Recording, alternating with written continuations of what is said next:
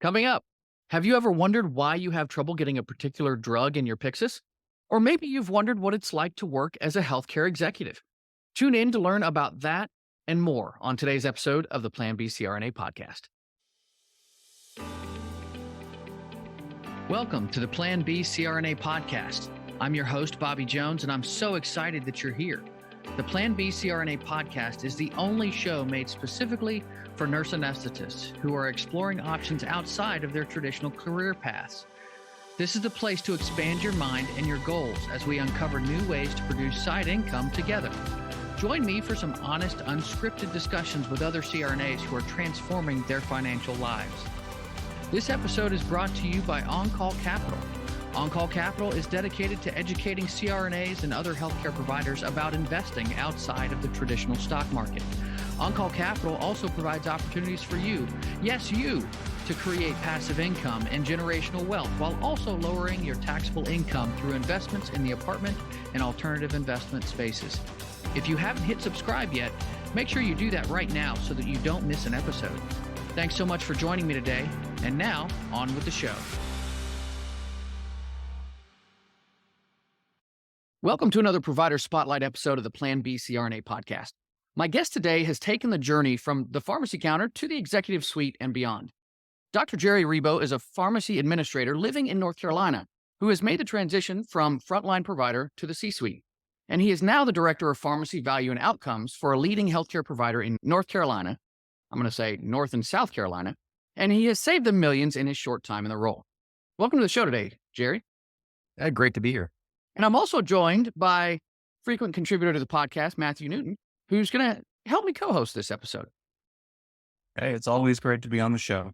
Yeah, man. Well, but everybody knows Matthew's story. So we're not really here, for your story. We're here to talk to Jerry. So, Jerry, I normally like to start these off at the beginning. So if you would just share with us, what drew you to attend pharmacy school in the first place and get this career started? Well, that's an interesting question. In its source, I had a friend of mine, became a very good friend of mine, who I initially met because he started dating my sister and he was a pharmacist. And I was like, well, I was in that trajectory, like towards the end of high school and trying to figure out exactly what I wanted to do. Medical was certainly a draw for me. I didn't have any particular reason why. I felt like it was a solid career path, had a lot of growth opportunity, a lot of potential to go in a bunch of different directions. So that was where I was heading. And then this friend of mine brought me to work with him one day, and he worked for a local retail pharmacy. And he said, well, come on, shadow me for a few hours and I'll show you what I do. And so when I say that, it wasn't a very busy store. So literally he walked in, he's like, well, grab some magazines, grab something to drink, grab some snacks. And so I walked back there and I was like, wow, this guy he's got a bunch of the guy toys and he's like, just kind of hanging out half the day. I'm like, this is intriguing. I want to know more about this. And that's literally how it started. But what was really interesting is he is in a very social, very low key way. Some of the things he was doing to ensure patients had the right medications, he would actually open bottles of oral liquids and smell them and say, that's this drug or that's this drug. And that to me, it was like having the knowledge, because then he would say, well, this drug does this and this drug does that. And so he knew what the reasons the medications were being prescribed. And I was like, well, you don't have to look that up anymore. I was like, no, I just know that.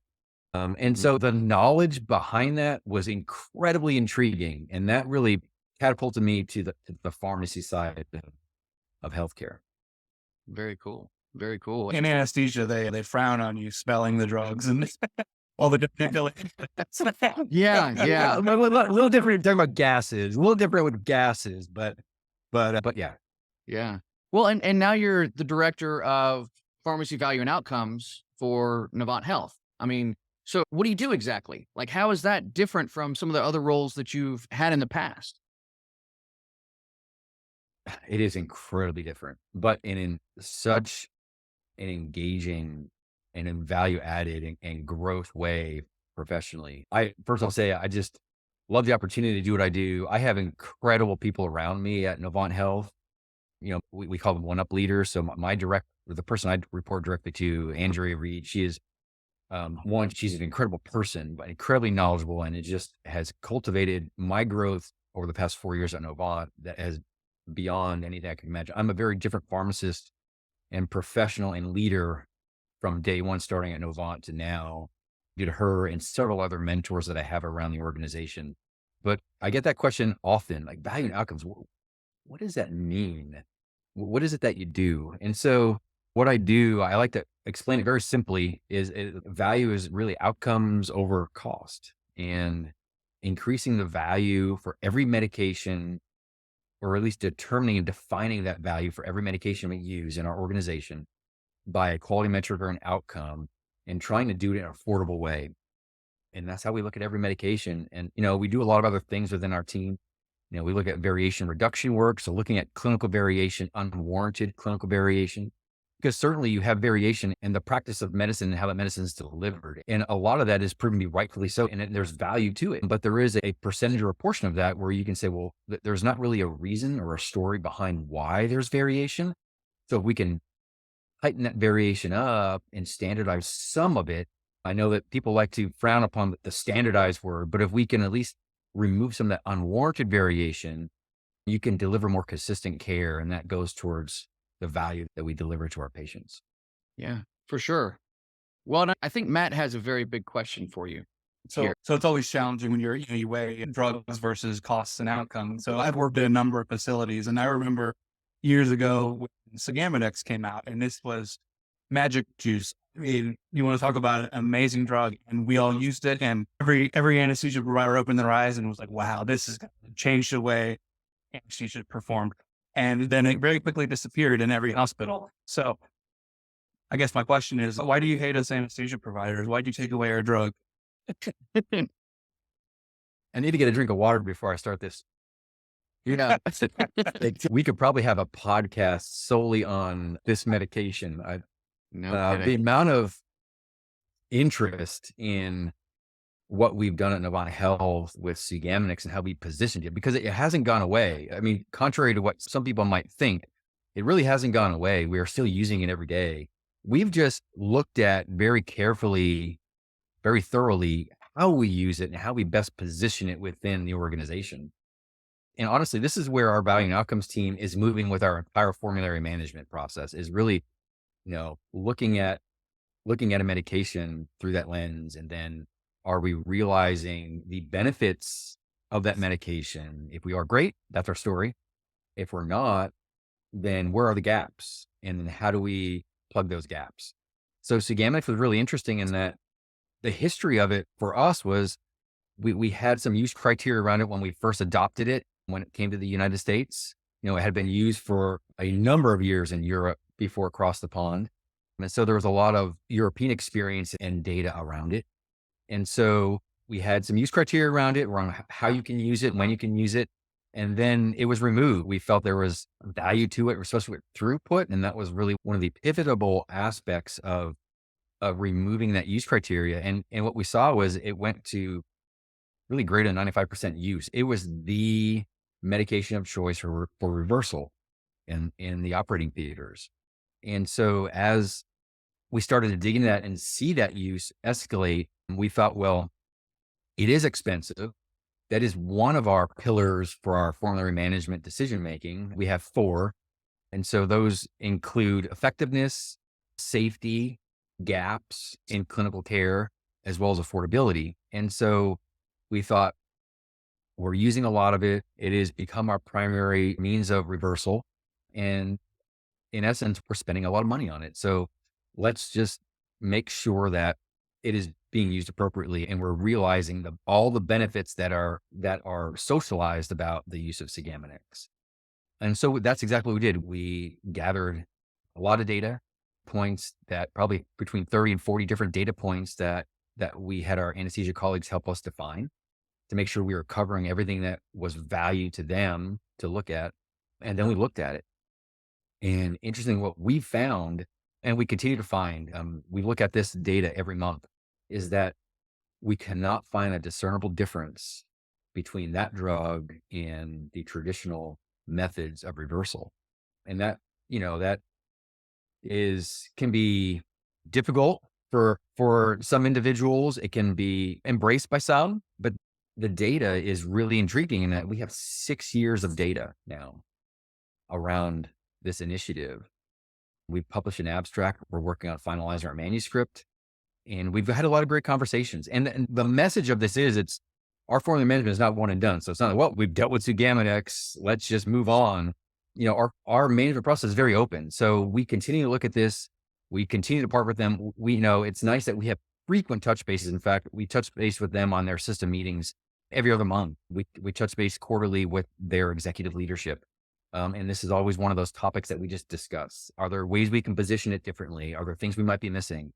Combing the data month over month to determine if we're still in that sweet spot of still realizing great outcomes, how we have it positioned now. And again, to the point of the data, we have not seen any inflections that have shown us that we need to pivot differently to this point. But if we do, then we'll do that very quickly. Now, I would like to say though, like this is, Sugammadex, it's particularly Sugammadex because we did a full circle analysis on it, but this is where we're going again with our formulary management. So we've done this with other medications, and in reality, it becomes much less about Sugammadex and much more about objectively how we evaluate medications. And so what's important for us are those 4 pillars. We always fall back on that in every conversation. The effectiveness, or any clinical gaps, any safety, and any affordability aspects. That's how we ground ourselves in our conversations. And again, we remove the drug name and we could replace anything with that, and we could have very similar conversations. So Sure. We're proud of that structure. Cool. I actually like to hear that you talk about how it's very data driven and all that, because, as most anesthesia providers that just work in an OR, these things trickle down from up high, and we just go, some pharmacist or some doctor somewhere didn't like this drug and they're just trying to save a buck. So it's really good to hear that, we have 4 pillars of how we evaluate things and all that. It's, and it's good to know, like, once again, like, why you need to make sure you're always accurately charting, why you need to make sure you're keeping up with everything that you're doing in the OR, because, all these things do trickle out to places, and people, like yourself, do pour over these numbers. And we can, by doing things accurately, we're able to make better cost conscious decisions for the patients and the facility, which is always very nice to see. It is. I mean, it's one singular aspect, right? But again, it is incredibly impactful because, like all of our resources, like the financial resource is a limited resource. And so, dollars being spent in one bucket, whether that's a drug or even drug, like it can't be spent elsewhere, right? So, we just need to be judicious about how we do that and very intentional about the spend. And we tell the story, we can spend the dollars. It's just about telling that story, having rationale behind it. And again, off the top of your head, and I actually don't even know the answer, I forget up for me, but do you happen to know what a vial of Sugammadex versus a vial of neostigmine costs, just for anyone that doesn't, like providers that don't? oh goodness, I want to say one of the vials is somewhere in the $100 something range, 120-ish. Maybe neostigmine might be $2 to $5. Yeah. That sounds about right. It's been a minute since I've looked at the numbers, but I remember it was something like, a 20 times cost increase for one versus the other. I mean, and let's not shy away from the fact that there's a lot of interest nationally and globally with Sugammadex on a lot of different sides, because I mean, what many might not know is Sugammadex is $1 billion drug. So, I mean, it's globally, so it's a successful drug, and there's just a lot of momentum around that. So we just, like I said, we could replace a drug with any name. We just insert it in our process. And that being said, like, we're not, like, we talk about that variation at the front, right? There's always things that we don't know. The OR is a perfect place because it's isolated and it's a limited access area. It needs to be, but it's also one of the most critical areas. You have patients that are really in one of the most vulnerable states they'll ever be in the health system. And you have limited access. So sometimes the data is hard to come by. We're very fortunate that, at Novant Health, our data analytics teams are very helpful with us getting that data, but also the processes too. You need to understand the workflows and the processes and how decisions impact the surgical teams. And so we want to make sure we had everybody involved in that so that we had that understanding and continue to do so. And it's amazing that we have separate conversations about just opportunities. And it's like, well, did you think about this drug? Because we're wasting 90% of this vial or what have you. And it's like, I never thought about that, because not standing in the OR, right? So again, I just get back to like, it's the strength in the relationship that helps us drive these decisions and then continue to have the conversation. No, I think that's really cool because it is so much of a team effort and it does become easy to just pin it on one side or the other. And, when so many of these things are true team decisions that are made after coming through that data.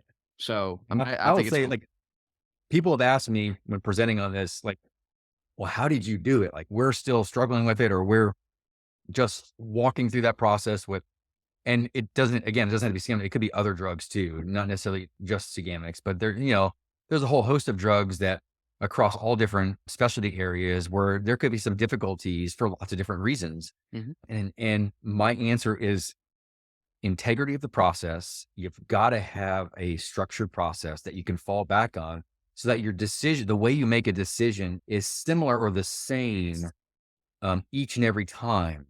So that way no one has to guess on, well, what direction are you going to come in from this time with this decision?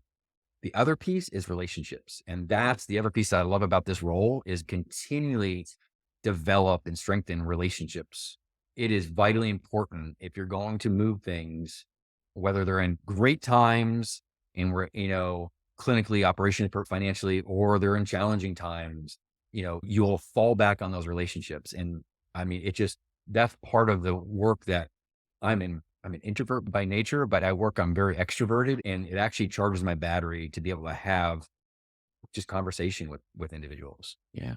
So, for those of you listening, Jerry is kind of the grand poobah of all pharmacists. He's the guy at the top of the ladder. So for us general anesthesia practitioners that are in the operating room, and go ahead and say, some decisions come down the pipeline, we'll say about Precedex, another one of my favorite drugs to use in the OR. And I'm like, oh my gosh, that now they're rationing Precedex. If I wanted to come to you professionally and maybe, hey, let's try to loosen the necktie here on Precedex, what's the best way for me to structurally talk to you and say, how can we reevaluate this drug? Let me tell you kind of our piece as an anesthesia department and how we use it. And maybe can we work on something together? What's the best way to approach you with these kind of concerns if we wanted to kind of relook at a situation? Yeah, absolutely. That's a great question. And I'll say that I'm definitely not a grand poobah. I'm probably like somewhere low to middle on the totem pole of that. But from a formulary management standpoint, how to have that conversation, just being professional. I think like bringing your expertise. I am like from a relationship management standpoint and development, like I'm an open mind. I want to ask questions and understand. And so helping my team understand, why do you have those thoughts? Why do you feel this is a better approach than X, Y, or Z? Again, you can substitute whatever drug names you want.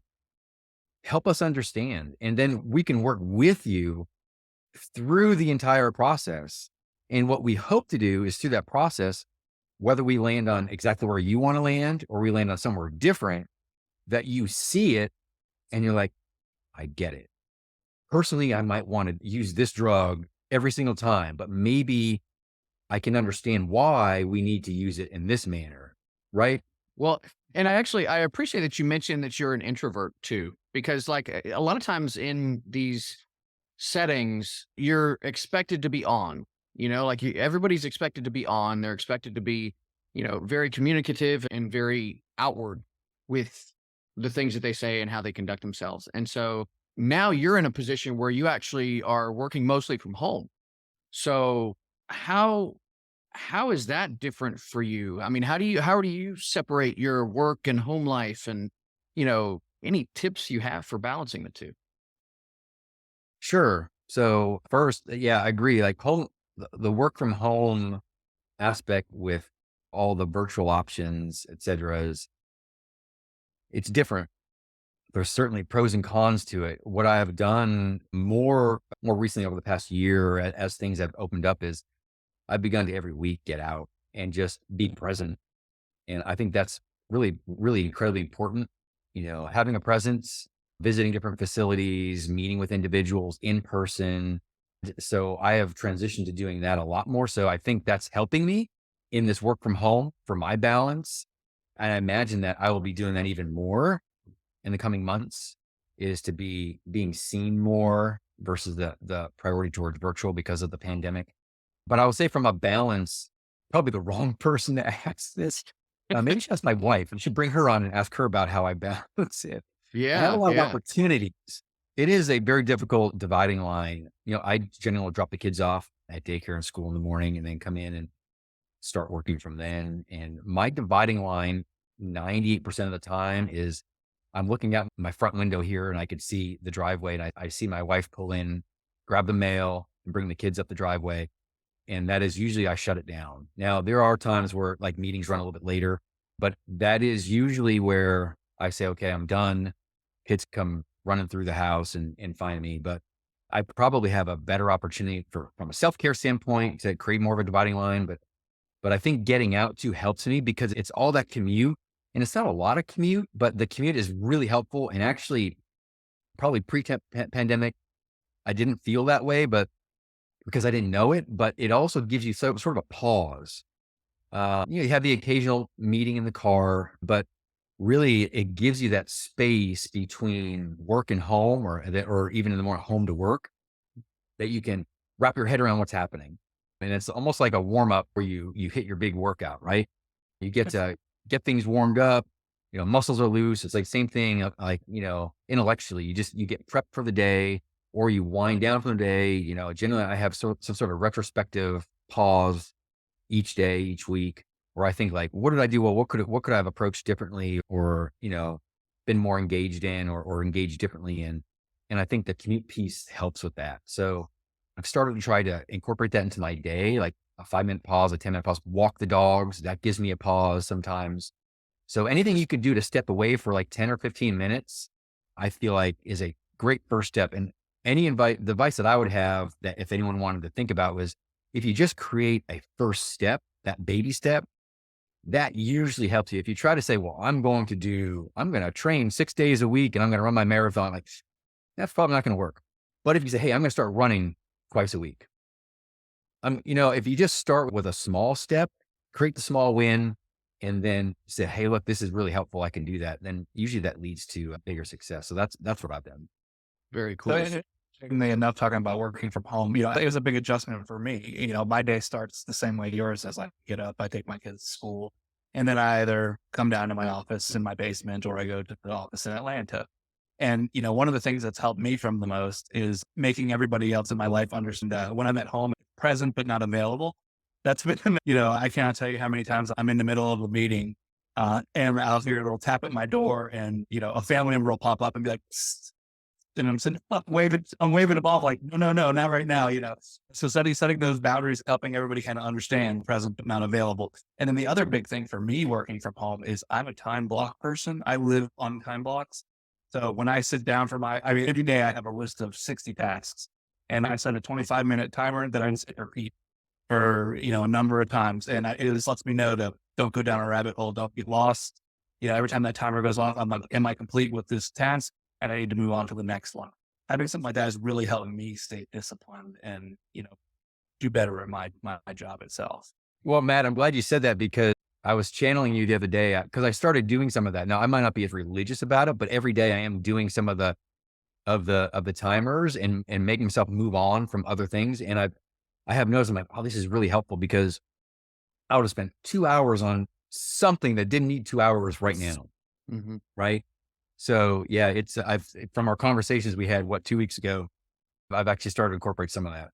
So kudos to you.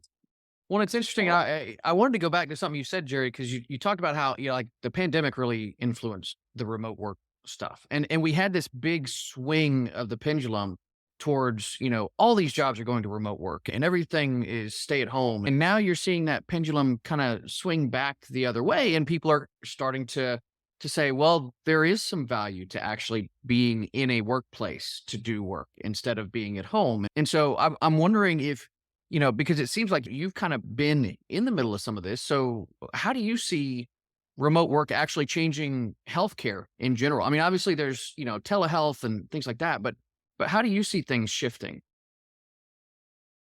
Well, I think from a workforce standpoint, I think you're right. The pendulum swung so far. And, when I would say in general, when pendulums swing very far, they have to come back to a degree, right? And so I think we're already seeing some of that, right? I mean, I think that's in the news every day where like there are certain companies are making decisions to move individuals, at least a portion of individuals back to the office. And but like the pendulum not swinging all the way back could be like, well, let's say 3 days a week, or right there could be some percentage of time where there's still a lot of flexibility, because what is also realized is flexibility is very advantageous for employees, right? So if there's the ability to have some flexibility in your day or your week or your month, then that can be very engaging from them.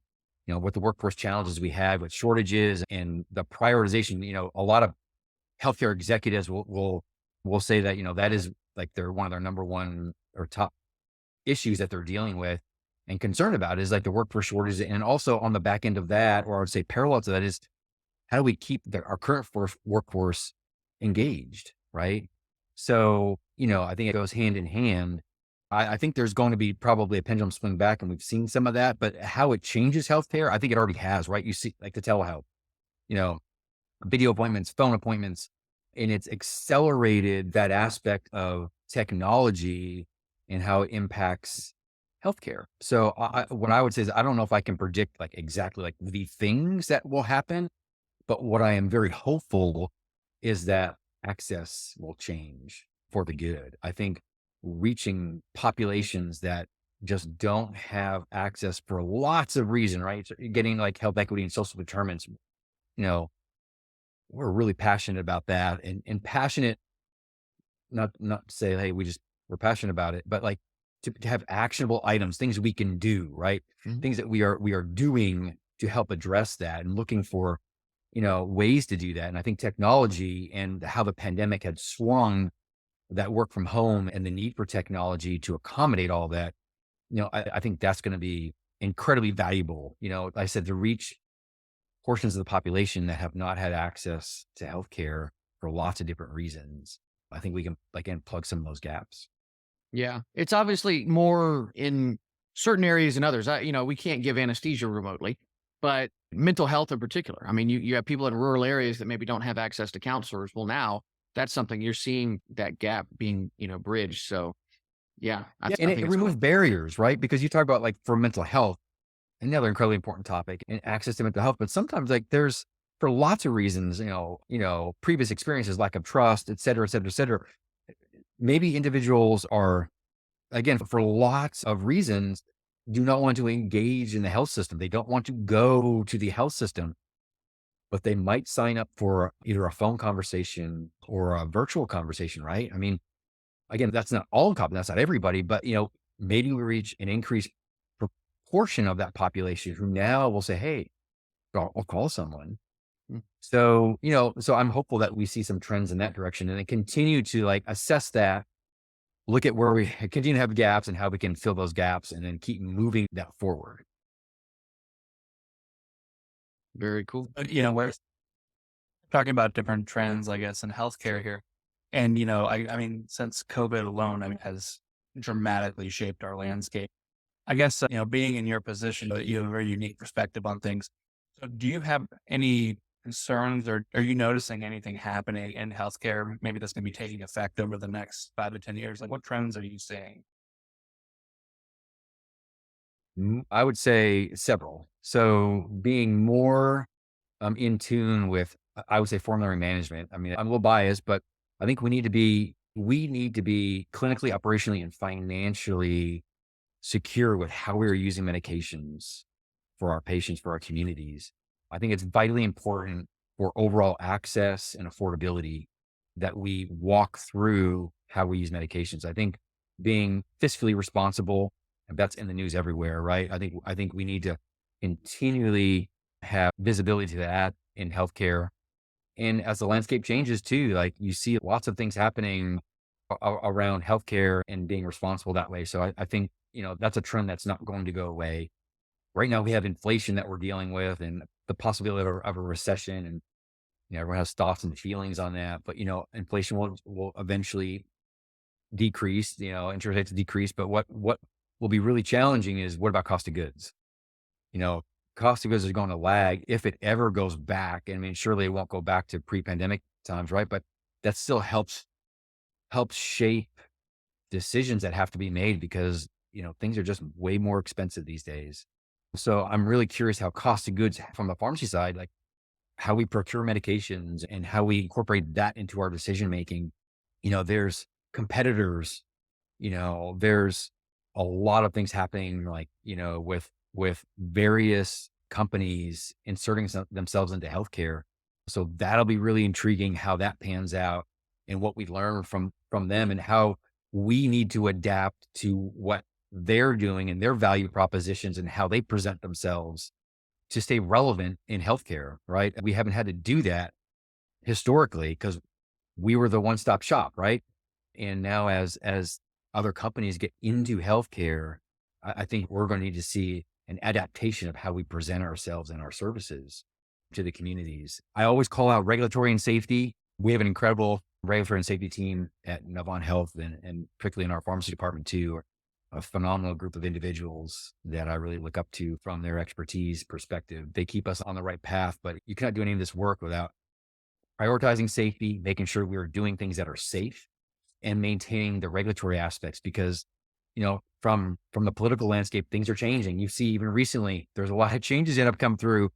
And so we need to be sure that we are understanding that.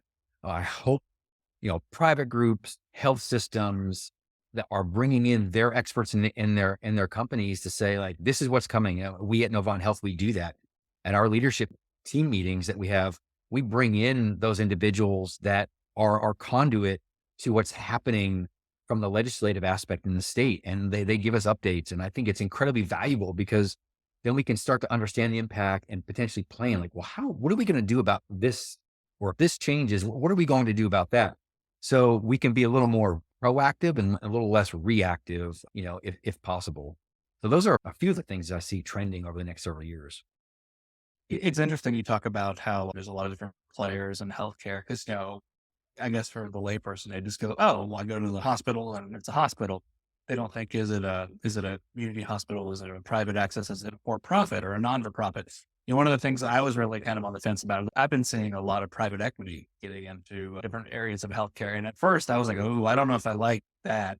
But, as time has progressed and, I've been to a number of private equity, owned healthcare institutions. I've been to a lot of nonprofit. I've done all kind of a little bit of, I've dabbled in everything. It's really interesting. I'm a big proponent now of, diversity as a spice of life because like you bring a private equity group in there, they're focused on slightly different things than we'll say the nonprofit hospital is. And it's like, wow, they've really done some good and they've streamlined a couple of things and made some things more cost efficient.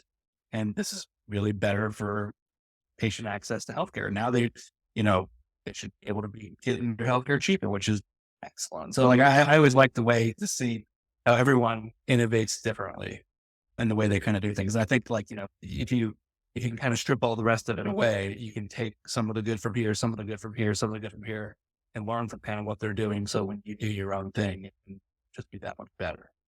You hit the nail on the head, Matt. Like whether you have personal or business feelings around certain aspects of people getting involved and what lens do they have for getting involved, right? What's their, what's their rationale or what's their value proposition? You can always learn from it. And so if you look at it, I take it to like artificial intelligence and robotics. And I remember when they started entering like robots getting into the pharmacy practice and like, with filling medication, like, well, we're going to like the profession's going downhill and we're not going to have a profession. Like, or you can say, well, let's look at it and how do we adapt to it so that it can create efficiencies for us and we can move to doing other higher level things that will benefit patients even more so. And we can work alongside it and pull the advantages from it, right? So there's a bit of fear with change always, right? That's usually why there's a lot of trepidation with change because people are fearful of, what's going to happen to me or how's it going to impact me, or I don't know how it's going to impact me. And so if you can seek to understand those, those aspects, you can learn from it. I look take like Mark Cuban's role in healthcare and how he's changing the landscape with medication access and affordability. And I say, well, how does that impact like healthcare systems or, pharmacies and private entities, et cetera? Like, we're figuring that out as he gains momentum. But, one of the unique things about him and other like-minded individuals that move into like a part of healthcare and try to really jump outside the box and say, let's do it this way, is they're going to try it and move it all the way to a point of like, well, maybe it's long-term success, but maybe it doesn't. Maybe it's stagnating somewhere. And there's either a failure point or like just a stoppage of that progression for lots of different reasons in the environment, right? But the neat thing about what they do as very successful, business startup professionals is what they take a step back and say, well, why did that happen? And then they either move it forward by augmenting something, or they just, it's one layer and then they start something else, piggyback off it and keep moving in a forward direction, but in a slightly different manner. Right. And I think healthcare does the same thing. Like we see how it interacts, how it changes. And then, if we're proactive with it, we can understand it, try to identify how we either work with it or how we compete with it. And just enact that change. And then, and we can keep progressing forward. And I think that's a really neat thing that those entrepreneurs do is, they can move it to a certain degree. And if it stalls, they seek to understand why, and then either fix it or just piggyback off of that and then redevelop their idea or retool it to move even further beyond that. So, that would be my thoughts. It's interesting. Like I think healthcare is such an amazing career path. When I was younger, you're like, I heard people tell me, Matt, go be a nurse. And I was like, oh, I don't want to be a nurse. You got to wear the hat. And, it's, because to me, growing up, nursing was always, I'm in a bedside. You don't realize the diversity of what you could actually do. Like, in nursing, you can go be an NP, you could be a CRNA, you can kind of take my route do more business administration. You can start your own companies. Pharmacy. Hey, I want to go be a pharmacist. You're going to sit behind the counter at Publix, counting pills. Or you could take your route and be a business executive and going over pharmacy outcomes.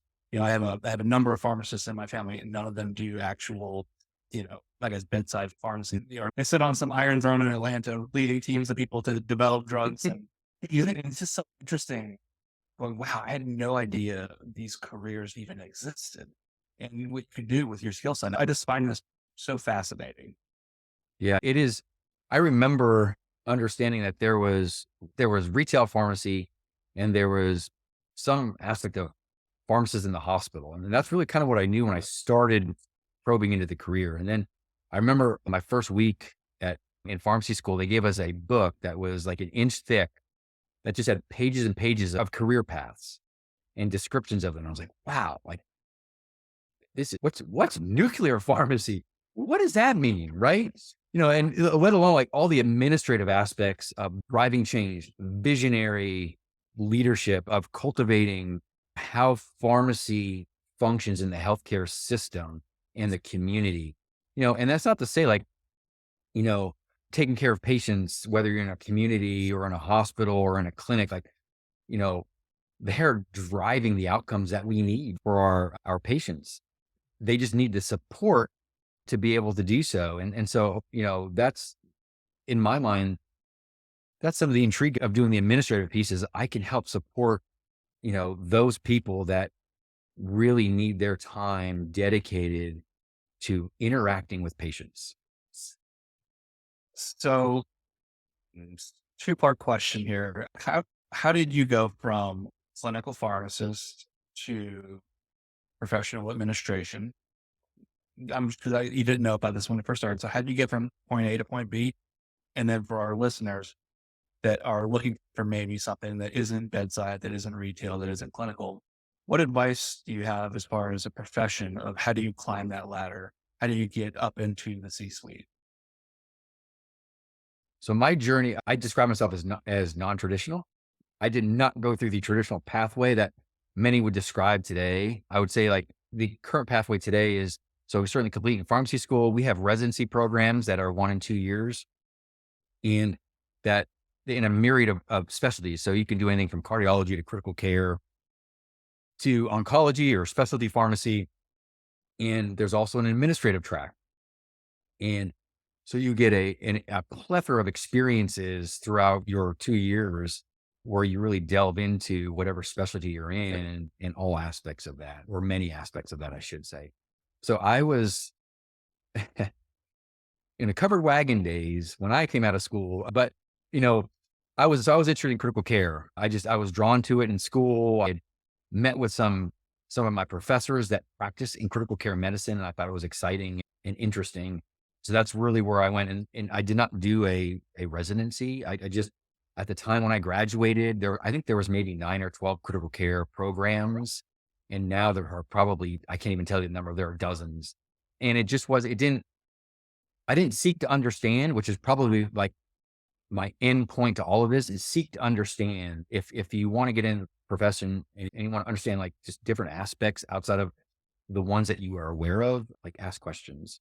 But I didn't do that as well towards the end of school. And so I didn't go through the residency program, which I feel like I probably should have done, probably would have changed my trajectory a little bit maybe. But I sought a job. I got involved in critical care. I stayed at that organization for 18 years and practiced surgical critical care and loved it. And then like towards the end of that career, I was given the opportunity by a mentor of mine who I work with now, who I worked with at the previous organization that I now work with at Novant Health. And he was incredibly insightful and just asked me, hey, do you want to go to this course and just audit one 6-week module of a year-long course? And it's called Pharmacy Leadership Academy, and it's through one of our national organizations. And it's a diploma program. And so he said, well, I think it's a great opportunity for you to just understand what leadership is about.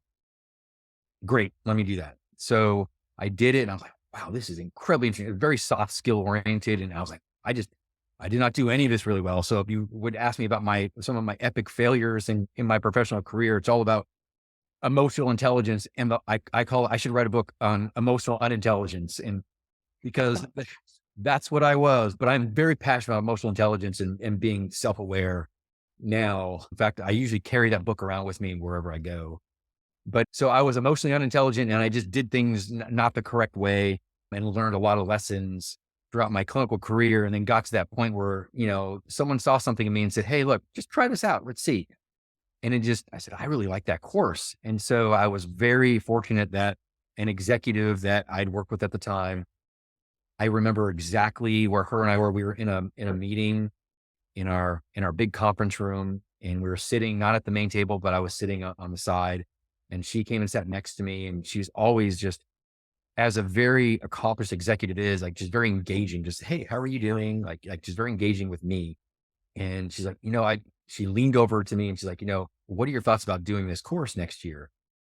There's a monetary side of that, right? You have to invest. And I was like, humble me, like that blew me away. Like someone's going to spend some amount of money to send me through this course. Like, yes, yes, but incredibly appreciative. And that just was a springboard. Like I went through that course and just loved it. And then I was offered the opportunity to lead the team that I was part of for probably 15 years at this organization. Jumped into it, a lot of challenges, a lot of things I didn't do correctly. Some of those teammates I was, I'd worked with for 10, 15 years. And then I was the leader of that team. So, and still friends with some of them today. But yeah, so that was like sort of my first foray, and then did that for several years. And then that same mentor of mine that I worked with at the previous organization had already moved over to Novant Health. And so he and I were just keeping up periodically, like just touching base, just friendly touch bases. And we had some social time together, and we were sitting down, and he's like, hey, look, I have this opportunity to be great for it. A lot of growth. And I was like, it's been 18 years. Like that's a tough transition, right? But I talked with my current one up. I was able to speak with her a couple of times on the phone, and then it was just solidified. Like I said, if there's ever going to be a time for growth and change and opportunity, you have to take the leap, right? You have to just jump in. And I did. And it was the best move I made because it just accelerated my growth as a leader. And that led me to Novant Health and where I am today. And that goes back to what you were talking about with relationships. You had people who were, kind of lifting you up and kind of carrying you along the way. And that's because obviously they saw something in you that maybe you didn't see in yourself for a while. So, the importance of that stuff is just, it's amazing. I'm like, are you sure? Are you sure? Yeah. But no, I agree. Like And really, I cannot be humble enough and extend enough thanks to those individuals, because even to this day, like in our, some of our weekly meetings, like, they do. And then they'll reach out afterwards, like, hey, think about this, or talk about like, you should think about doing this, or give some thought to some topic that, they would never like just hand an answer over to me, but they would just like lead me down a road and help me grow. And like I said, my current one up, like the opportunity that she extends to me, like, yeah, I don't have as much experience, but I have all the excitement and enthusiasm and the drive to go ahead and dig into it. And I'm just very grateful for the leadership team here at Novant Health, because they have provided that springboard for me. Well, there's a lot to be said. And then you touched on it where you're talking about believing in yourself and jumping in. And, I'm one of those kinds of people that I'm like, well, am I the right guy for the job? Is everything perfect? Do I know everything I need to know for this role? No, but I'm going to get in there and I'm going to learn it, and I'm going to do my best. And I'm either going to succeed or I'll be knocked down, and, then I'll get up again, but nothing will ever keep me down. I always say, like, if you're looking For at, our if you're looking Yeah. at an opportunity, or even if you're interviewing for a job, if you're checking all the boxes, done that, but I'm like, well, is that really the job you should be applying for? Or should it be something else that's really challenging you? There's some aspect, there's some box that's not checked, right? Some experience where like, I don't have all that experience. I'll tell you, like when I interviewed here, it was incredible. There was a few questions like, do you have experience with this? I'm like, no, I really don't. Or do you have experience? I remember 2 questions pertaining to some of the things I would be directly related to, but they saw like peripheral experiences, and maybe they saw something in that drive, and they gave me that opportunity. And I just jumped in, and, I've leaned on a lot of people here, a lot of heroes in my camp that I really rely on, that have helped me along the way. But again, like it's that appreciation for like, well, they don't check every single box, but I'm getting that sense. And I would advise that to like people listening, if you're thinking about that, or if you want advice, like that's one of the things, like really go to challenge yourself. The other thing I would say that really sold it for me at Novant Health was, I remember sitting at that conference table, and the executive leader at the time was sitting right next to me at the head of the table. I was in Charlotte, and he said to me, I'm not really concerned about you for this position. What I want to know as a leader is, what do I need to do to get you to the next position? If you want to lead people, it's all about developing them and giving them the opportunity to grow and succeed. That statement has stuck with me this entire time. It really was like, it was really impactful to me. And like I said, definitely great. That's very well said. Like my whole thought process is the same. You hire the person for their knowledge, you hire them for their drive, and then you teach the skills that you need. I Yeah, know but Jared. Yeah. Yeah, I'm less about the skills. I'm like, you have the right personality, the right fit, the emotional intelligence around you. Like, let's work on like a skill set. Like, let's cultivate that. But if you fit in with the culture, your values and purpose line up, like, let's go and run with it. This has been just a really insightful conversation. And I know we're wrapping up, but before we go, I'm sure that there are some folks that are going to want to reach out to you to learn more about what you do and the journey you've taken. So how can people find you? Sure. So my Novant Health contact is Rebo. That's GRE, B as in boy, O, at NovantHealth.org. And my personal email is gjrebo@gmail.com. Okay. Wonderful. Well, hey, Jerry, thanks again for being here, man. And, best of luck in your future. And I'm excited to see the different moves that you make in the future. I appreciate the time here and the opportunity. And I hope all goes well with the podcast and with you both. Thank you.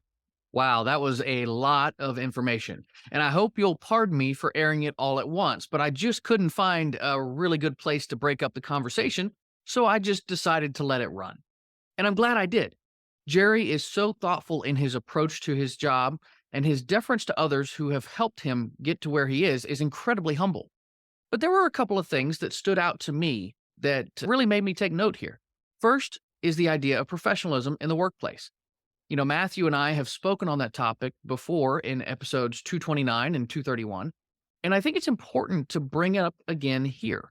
Maintaining a professional attitude in the workplace helps others to see you as a leader in the clinical setting and beyond. And the second is emotional intelligence, which refers to the ability to perceive, control, and evaluate emotions. This is what separates the common worker from a leader. And developing those soft skills and characteristics within yourself and those around you is a great way to drive leadership performance in a team setting. That's going to do it for today's show. If you'd like to learn more about Jerry and his story, make sure you check out the show notes for his contact information. This is Bobby Jones signing off. Until next time, stay safe and take care of each other out there. Thank you so much for joining me for another episode of the Plan B CRNA podcast. If you haven't already subscribed and reviewed the show, I'd be honored if you took the extra time.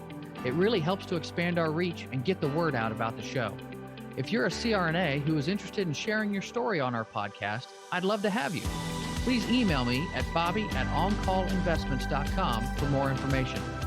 This episode was brought to you by On-Call Capital. They are dedicated to helping providers like you develop passive income and generational wealth through investments in the apartment and alternative investment spaces. Feel free to check out their website at www.oncallinvestments.com and subscribe to their free educational email series. You can find On-Call Capital on Facebook, Instagram, and Twitter. You can also check out our YouTube page, where you'll find all of the show episodes along with other educational videos. Thanks for listening, and we'll see you on the next episode.